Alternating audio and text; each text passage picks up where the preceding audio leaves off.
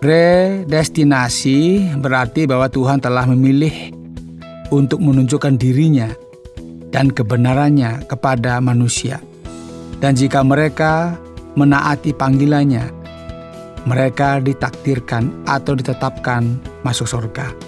Jika mereka tetap tidak bertobat dan tidak percaya, mereka menentukan takdir mereka sendiri ke tempat yang lain.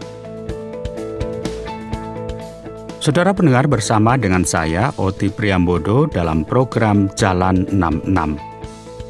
Senang sekali karena bisa mempersembahkan program yang memberikan pengetahuan Alkitabiah dan menyuguhkan kepada kita jalan keselamatan. Perjalanan pembelajaran kitab suci kali ini akan memperhatikan surat Rasul Paulus, yaitu kitab Efesus. Dan kita sekarang memulai serangkaian studi tentang surat-surat penjara Rasul Paulus yang ditulis selama masa dia di penjara karena memberitakan Injil. Dan Pak Yohanes akan membahas Efesus pasal yang pertama ini dengan tema tujuan kita. Saudara yang dikasihi oleh Tuhan, kita akan belajar dari surat yang ditulis oleh Rasul Paulus kepada gereja-gereja yang ada di Efesus, di Asia Kecil, saat Paulus menjadi seorang tahanan di Roma.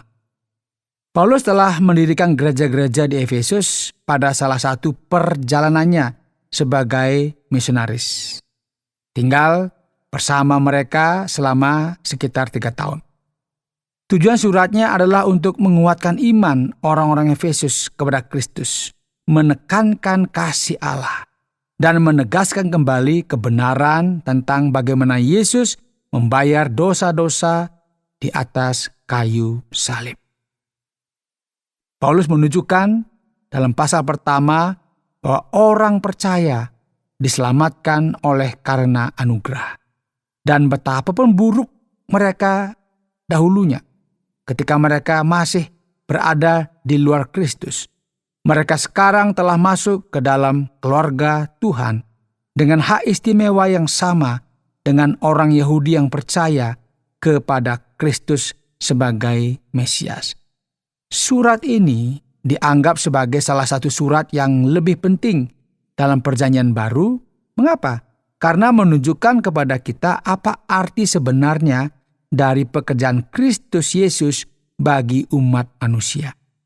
Melalui surat ini, kita memahami apa yang terjadi di dalam diri kita ketika kita benar-benar mengenal Tuhan Yesus secara pribadi. Jadi kita mengenal yang disebut dengan surat-surat penjara seperti Efesus, Filipi, Kolose, dan Filemon. Saudara, menurut para ahli, sangat mungkin bahwa Paulus menulis surat ini sekitar tahun 61 atau 62 di kota Roma yang merupakan ibu kota Kekaisaran Romawi pada waktu itu.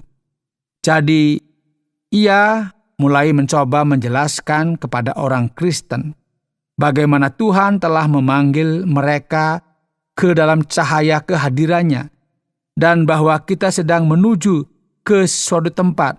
Kita sedang menuju ke suatu tujuan. Mungkin ada di antara saudara yang memiliki pengalaman indah bersama dengan Tuhan. Saudara telah merasakan dan memahami kenyataan bahwa saudara adalah seorang berdosa dan bahwa saudara jauh dari Tuhan, tetapi akhirnya bertemu dengan Kristus dan didekatkan kepadanya oleh iman kepada Kristus. Setelah ini saudara merasa dicintai dan diampuni. Hati saudara menjadi hangat dan memang mungkin berharap bahwa perasaan ini akan bertahan. Tetapi kita harus ingat bahwa iman tidak didasarkan pada perasaan. Dan keselamatan adalah perjalanan yang melewati lembah sekaligus melintasi gunung, melalui bayangan sekaligus melalui kecerahan. Kadang-kadang kita tidak benar-benar memahami pengalaman ini secara keseluruhan. Jadi saudara, mari kita lihat apa yang harus dikatakan Paulus kepada orang-orang Efesus. Dan mungkin sebagian darinya bisa kita terapkan dalam kehidupan kita masing-masing. Saya mengajak kita akan menyimak pembacaan kita dari Efesus pasal yang pertama, ayat yang pertama sampai selanjutnya. Dari Paulus, Rasul Kristus Yesus oleh kehendak Allah, kepada orang-orang kudus di Efesus, orang-orang percaya dalam Kristus Yesus, kasih karunia dan damai sejahtera dari Allah, Bapa kita, dan dari Tuhan Yesus Kristus menyertai kamu. Terpujilah Allah dan Bapa Tuhan kita Yesus Kristus, yang dalam Kristus telah mengaruniakan kepada kita segala berkat rohani di dalam sorga. Sebab di dalam Dia Allah telah memilih kita sebelum dunia dijadikan, supaya kita kudus dan tak bercacat di hadapannya. Dalam kasih Ia telah menentukan kita dari semula oleh Yesus Kristus untuk menjadi anak-anak-Nya sesuai dengan kerelaan kehendak-Nya, supaya terpujilah kasih karunia yang mulia yang dikaruniakannya kepada kita di dalam Dia yang dikasihinya. Saudara, ini Paulus, kalau saya boleh jelaskan ya, mengatakan sesuatu yang sangat menarik dan mengejutkan.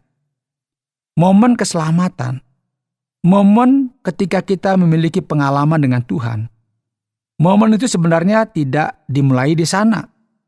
Itu dimulai ketika kita diberitahu di sini, sebelum penciptaan dunia. Karena Tuhan kita adalah Maha Tahu dan Maha Kuasa. Itu adalah kata-kata teologi yang besar yang hanya berarti bahwa Tuhan tahu segala sesuatu yang perlu diketahui. Dan Dia adalah segala-galanya, yang berarti Dia bisa melakukan apa saja yang Dia inginkan. Misterinya adalah, entah bagaimana, sebelum dunia diciptakan, Tuhan sudah memilih kita untuk percaya kepadanya. Khususnya untuk memuliakan dirinya sesuai dengan tujuannya bagi hidup kita. Dan berusaha untuk membuat kita suci dan tak bercacat. Dan Paulus menggunakan kata ditetapkan, dipilih, untuk mengungkapkan kepada kita bahwa dalam tujuan Tuhan yang Maha Tahu dan Maha Kuasa ini, Dia memilih kita sebelumnya untuk datang di bawah suara Injil. Memungkinkan kita untuk percaya dan mengadopsi kita sebagai anak-anak-Nya sesuai dengan ayat 5. Sekarang kita akan membicarakan lebih lanjut tentang kata ditetapkan, atau mungkin bahasa yang biasa orang bilang sudah ditakdirkan begitu. Kita melihat di sini kadang-kadang ada beberapa kesalahpahaman tentang kata ini yang akan kita coba klarifikasi. Saudara mungkin perlu tahu bahwa ada perbedaan pendapat tentang subjek ini yang akan saudara temui pada titik tertentu dalam hidup Kristen saudara. Tetapi teks ini dalam Efesus mirip dengan teks dalam surat-surat lainnya yang menunjukkan kepada kita bahwa keselamatan bukanlah hasil kerja kita sendiri, tetapi adalah hasil kerja Tuhan yang merencanakannya dan melaksanakannya dengan kekuatan, kedaulatan, dan anugerahnya. Ini menunjukkan kepada kita bahwa kita tidak memiliki cara apapun untuk diselamatkan oleh upaya manusia. Tuhan tidak membutuhkan bantuan kita untuk menyelamatkan kita. Jadi ketika kita percaya pada Injil, keselamatan kita tidak bisa dikreditkan kepada siapapun kecuali Tuhan. Keselamatan adalah hadiah gratis yang diberikan kepada kita oleh Tuhan. Ini bukan sesuatu yang diperoleh atau layak, karena kita layak. Bapa, Anak, dan Roh Kudus bekerja melalui waktu dan ruang untuk mewujudkannya. Dan kita bisa bergembira, bersukacita dalam kenyataannya bahwa kita adalah miliknya, karena Dia menginginkan kita dan memilih kita. Itu penjelasan dari ayat yang ke-6. Yuk sambung ayat 7. Sebab di dalam Dia dan oleh darahnya kita beroleh penebusan, yaitu pengampunan dosa menurut kekayaan kasih karunia-Nya, yang dilimpahkannya kepada kita dalam segala hikmat dan pengertian. Sebab Ia telah menyatakan rahasia kehendak-Nya kepada kita sesuai dengan rencana kerelaan-Nya, yaitu rencana kerelaan yang dari semula telah ditetapkannya di dalam Kristus, sebagai persiapan kegenapan waktu untuk mempersatukan di dalam Kristus sebagai kepala segala sesuatu, baik yang di sorga maupun yang di bumi. Jadi Paulus di sini menekankan kembali bahwa pondasi di mana keselamatan kita terletak atau ada, yaitu pengorbanan darah yang dibuat oleh Yesus di atas kayu salib. Darah itu yang ditumpahkan bagi kita orang yang berdosa dan tidak pernah kehilangan kekuatannya untuk menyelamatkan dan membersihkan siapa saja yang datang kepadanya dalam pertobatan dan dalam iman. Ayat 11. Aku katakan di dalam Kristus, karena di dalam Dialah kami mendapat bagian yang dijanjikan. Kami yang dari semula ditentukan untuk menerima bagian itu sesuai dengan maksud Allah, yang di dalam segala sesuatu bekerja menurut keputusan kehendak-Nya. Supaya kami yang sebelumnya telah menaruh harapan pada Kristus boleh menjadi puji-pujian bagi kemuliaan-Nya. Di dalam Dia kamu juga, karena kamu telah mendengar firman kebenaran, yaitu Injil keselamatanmu. Di dalam Dia kamu juga, ketika kamu percaya, dimeteraikan dengan Roh Kudus yang dijanjikannya itu. Ayat 14, dan Roh Kudus itu adalah jaminan bagian kita sampai kita memperoleh seluruhnya, yaitu penebusan yang menjadikan kita milik Allah untuk memuji kemuliaan-Nya. Sekarang saudara, orang ragu dalam berpikir ketika mereka mendengar kata ditentukan. Tetapi itu tidak harus menjadi sumber kecemasan bagi siapapun. Daripada kita menjadi takut, gugup tentang fakta bahwa Tuhan menyelamatkan beberapa orang, kita seharusnya senang bahwa Tuhan menyelamatkan siapa saja. Kita adalah orang-orang yang bersalah. Yesus tidak harus datang dan menyerahkan tubuhnya kepada penyiksa.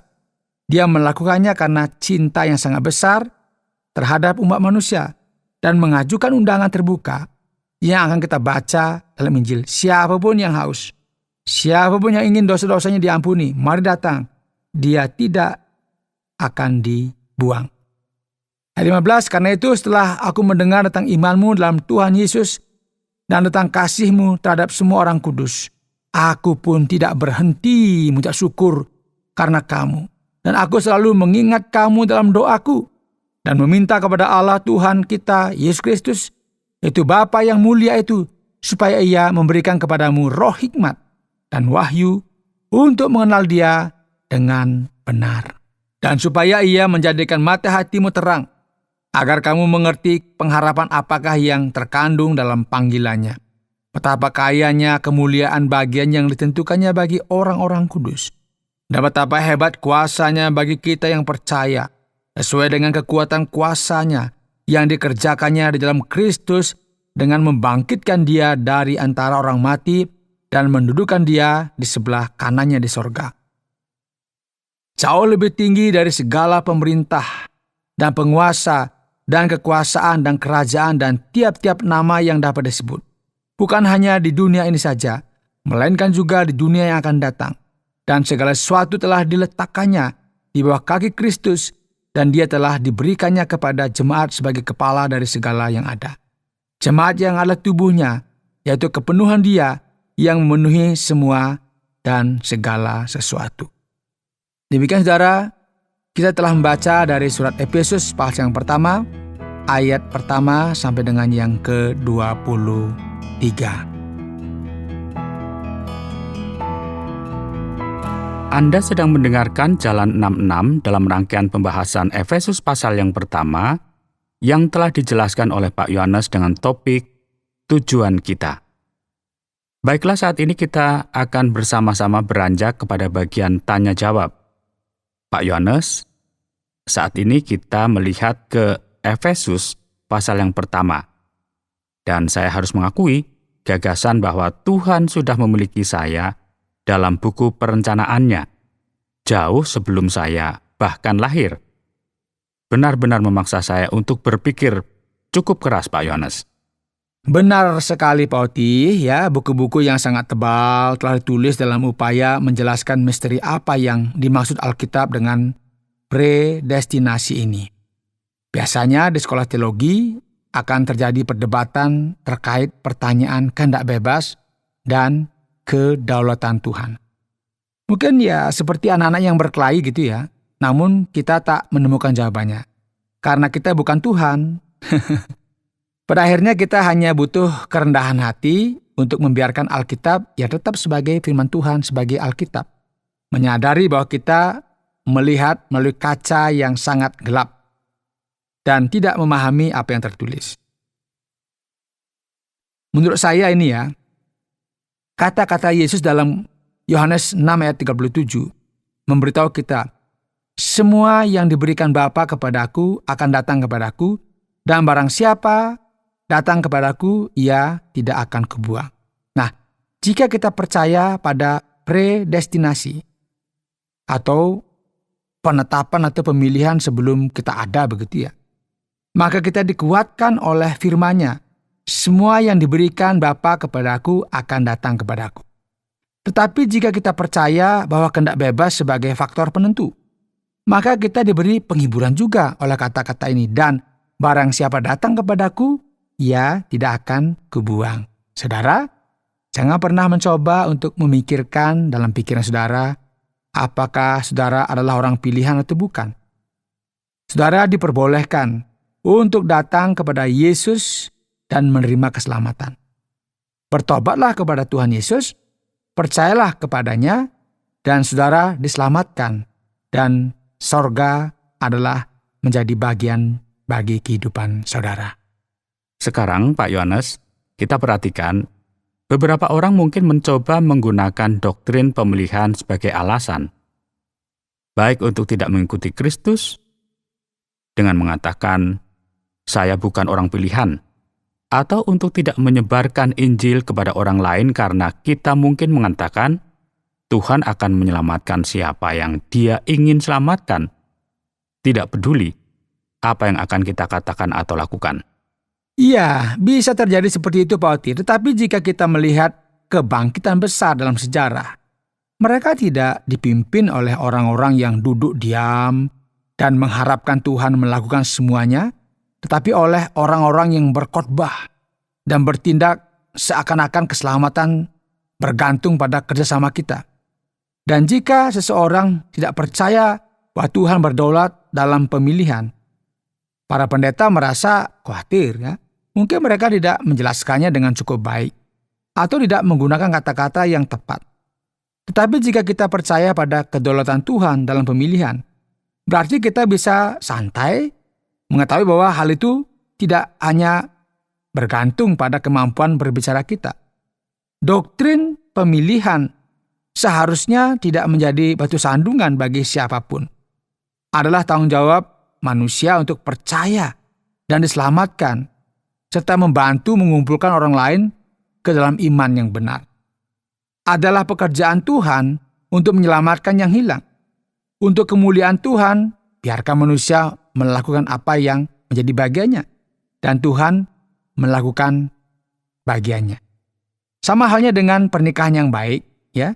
Suami tidak melakukan segala-galanya, demikian juga istri. Jadi masing-masing melakukan bagian mereka dan keluarga akan bertumbuh dan semuanya bisa berjalan dengan baik. Tetapi harus diingat bahwa pemeran utama dalam pemilihan adalah Kristus. Dialah yang membayar keselamatan kita dan Dia seharusnya mendapat penghargaan. Itulah sebabnya kita semua memberitakan Kristus yang disalibkan bagi orang berdosa, bukan Injil tentang berbuat baik. Pak Yohanes, beberapa orang mungkin mengatakan ini membuat Tuhan tampak tidak adil atau sembrono. Dia mencoba untuk mengatakan, ini yang kupilih untuk diselamatkan, dan ini yang kupilih untuk neraka. Ya, Tuhan tidak menentukan siapapun ke neraka ya, ini harus hati-hati. Tuhan tidak menghendaki siapapun binasa, tetapi mereka harus bertobat. Predestinasi itu berarti bahwa Tuhan telah memilih untuk menyingkapkan dirinya dan kebenarannya kepada manusia, dan jika mereka menaati panggilannya, mereka ditetapkan masuk ke dalam sorga.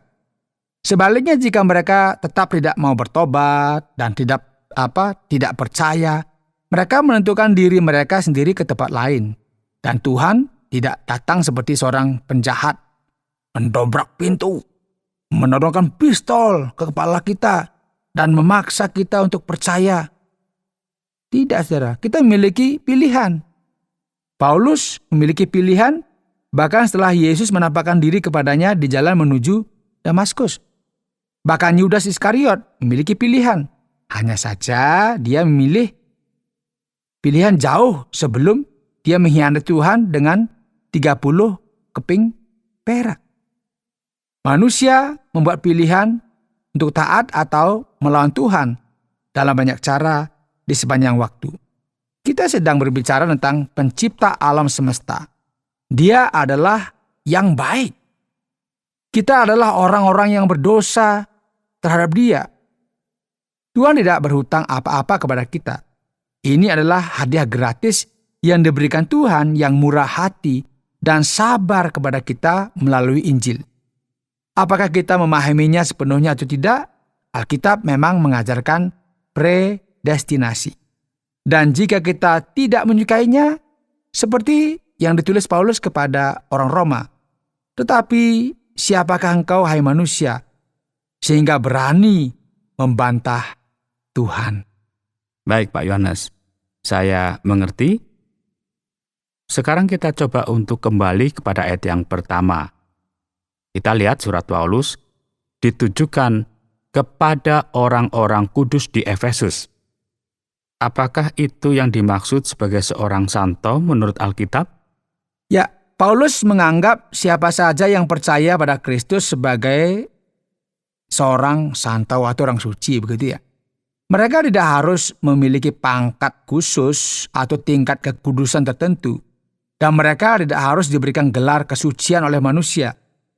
Ini juga berarti bahwa mereka tidak harus melakukan mujizat atau mati dan memiliki beberapa sistem agama yang menyatakan mereka sebagai seorang santo setelah mereka lama meninggal. Saudara adalah seorang santo, orang suci, orang kudus. Hanya jika Tuhan menganggap saudara sebagai orang kudus, ya. Dan saudara bisa menjadi seorang kudus di bumi ini atau santo. Sementara saudara masih hidup, karena jika saudara menunggu sampai mati, ya sudah terlambat untuk menjadi orang yang suci di muka bumi ini. Dan Pak Yohanes, Paulus dalam bagian ini menggunakan nada yang agak tidak personal ketika menulis kepada jemaat di Efesus, yang berbeda dari cara dia menyapa gereja-gereja lain. Ya, benar sekali Pak Oti, benar. Paulus menghabiskan 3 tahun bersama dengan mereka, ya mungkin mengharapkan nada yang lebih ramah, begitu ya. Tetapi surat ini dikirim lebih dari satu gereja. Jadi ini lebih seperti selebaran yang harus disalin dengan tangan dan dikirim ke banyak gereja yang berbeda di Efesus. Makanya hal ini menjelaskan mengapa suratnya tidak bernuansa seperti bersifat untuk pribadi, begitu Pak Oti. Kemudian kita melihat pada ayat yang ke-10, Pak Yohanes, yang mengatakan rencana Tuhan untuk kegenapan waktu. Itu apa maksudnya? Nah, hal ini merujuk pada garis waktu yang telah ditentukan oleh Tuhan ketika Kristus datang untuk pertama kalinya. Lahir di palungan sesuai dengan waktu Tuhan. Tuhan tahu segala sesuatu yang perlu diketahui, bahkan Dia menciptakan waktu. Dia sedang mengerjakan rencananya dalam sejarah tahun demi tahun dan jam demi jam. Akan datang suatu waktu di mana Tuhan menghentikan sejarah, para kudus menerima kerajaan, dan penghakiman dimulai. Dalam surat Roma, Paulus menulis tentang hal ini dengan cara ini. Ciptaan menunggu dengan penuh harap untuk anak-anak Tuhan dinyatakan. Kristus datang tepat pada waktu yang Tuhan anggap tepat. Dan saat akhir akan datang tepat ketika Tuhan telah mempersiapkannya agar terjadi. Dan Dia telah merancang semuanya ini sebelumnya. Sekarang kita coba untuk melihat pada frase di ayat yang ke-13. Kamu telah dimeterai dengan Roh Kudus yang dijanjikan. Nah, apakah ini sama dengan dipenuhi oleh Roh Kudus? Tidak, Pak Oti. Kita perlu memahami hal ini dengan baik ya. Setiap orang Kristen yang benar-benar bertobat telah diberikan Roh Kudus kepada mereka. Nah, ketika saudara percaya kepada Kristus, saudara menerima Roh Kudus sebagai meterai Tuhan, yaitu jaminannya bahwa saudara telah percaya dengan benar dan bahwa saudara memiliki sorga sebagai tujuan saudara. Inilah sebabnya mengapa orang-orang percaya sejati dapat mengatakan, saya tahu, bahwa saya tahu, bahwa saya tahu. Ya, dia tinggal di dalam saya. Ini ada keyakinan, saya tahu kok, bahwa saya sudah diselamatkan dan sebagainya begitu. Demikian Pak Oti. Baiklah Pak Yohanes, terima kasih banyak untuk semua penjelasan yang sudah disampaikan. Dan berikut bagaimana kita merangkum apa yang akan kita pelajari dalam Efesus pasal yang pertama ini. Ini adalah pasal yang mengungkapkan bahwa tujuan sorgawi kita adalah semata-mata rancangan Tuhan, bukan rancangan kita atau ide kita. Orang-orang yang percaya, kata Paulus, dipilih di dalam Kristus sebelum dunia diciptakan agar mereka suci dengan dipisahkan dari dosa, dipisahkan bagi Tuhan, dan dikuduskan oleh Roh Kudus sebagai akibat dari pemilihan mereka dalam Kristus. Dan sebagai dampaknya karena kita dipilih untuk kebahagiaan abadi, kebahagiaan yang kekal. Kita juga dipilih untuk menjalani hidup dalam kekudusan bagi Tuhan, dan mereka telah ditetapkan atau ditentukan sebelumnya dalam kasih, yaitu dipilih untuk diangkat menjadi anak-anak Tuhan melalui iman di dalam Yesus Kristus, dan kita yang telah diselamatkan dengan cara ini berhutang atas keselamatan kita kepada Bapa Sorgawi yang penuh kasih karunia, yang menetapkan metode penebusan ini, dan kepada Putranya sendiri yang menderita penderitaan salib untuk kita, dan membawa orang-orang percaya untuk mendengar dan menerima keselamatan ini sebagai milik kita sendiri, Sang Penyelamat. Tidak ada yang seperti Dia. Saudara pendengar, karena waktu yang tidak memungkinkan, kita akhiri program Jalan 66 kali ini. Kami menantikan Anda untuk tetap mengikuti pelajaran berikut dalam lanjutan pembelajaran Alkitab yang memberikan pelajaran menyeluruh tentang firman Tuhan. Jika Anda memiliki pertanyaan atau berespon terhadap topik berhubungan dengan program ini, silakan menyampaikan melalui WhatsApp ke nomor 081 333 777 386. Terima kasih atas perhatian Anda.